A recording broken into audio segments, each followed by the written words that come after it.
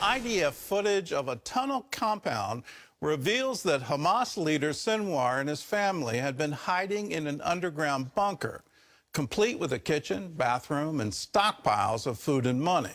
Well, more revelations have come to light about the ongoing brutality inflicted on the hostages by Hamas. And so far, the negotiations in Egypt to free the captives have failed. Chris Mitchell reports. U.S. Secretary of State Antony Blinken says the U.S. is working intensely with Egypt and Qatar on a deal to release the remaining hostages and has met with their families. The agony that they face, simply not knowing the fate of their loved ones, is beyond our imaginations.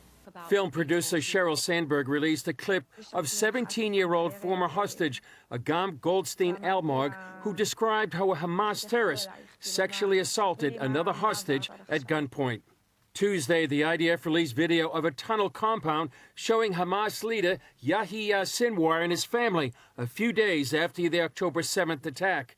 The IDF also released video of a tunnel compound where they said Sinwar was recently hiding.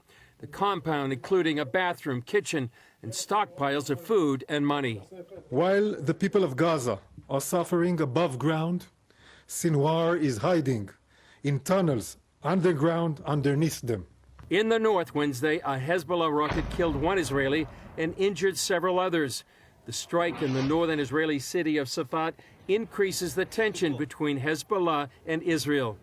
Hezbollah leader Sheikh Hassan Nasrallah says the fighting on the Lebanese-Israeli border will stop if a ceasefire is reached with Gaza.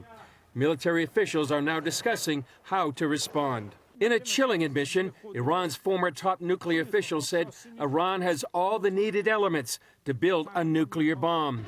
Iran also test-fired ballistic missiles from the deck of a warship with a range of more than 1,000 miles.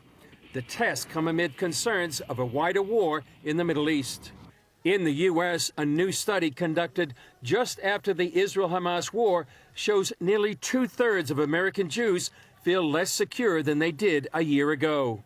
This year's study shows us very clearly that anti-Semitism that was really just a simmering flame is now, especially since October 7th, it's a five-alarm fire. And the data confirms what we know from our conversations with members of the Jewish community from around the country, that people feel less secure, they feel less safe, and they're changing their behavior in America to conceal who they are as Jews as a result. Deutsch says there needs to be a national strategy to combat anti-Semitism.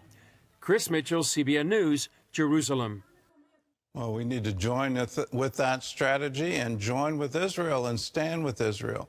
If you care about the people in Gaza, please keep in mind, Hamas is the problem. If Hamas would unconditionally surrender, if they would lay down their arms, if they would stop firing rockets, if they would say we have no intention ever again of repeating October 7th, we will release all of the hostages.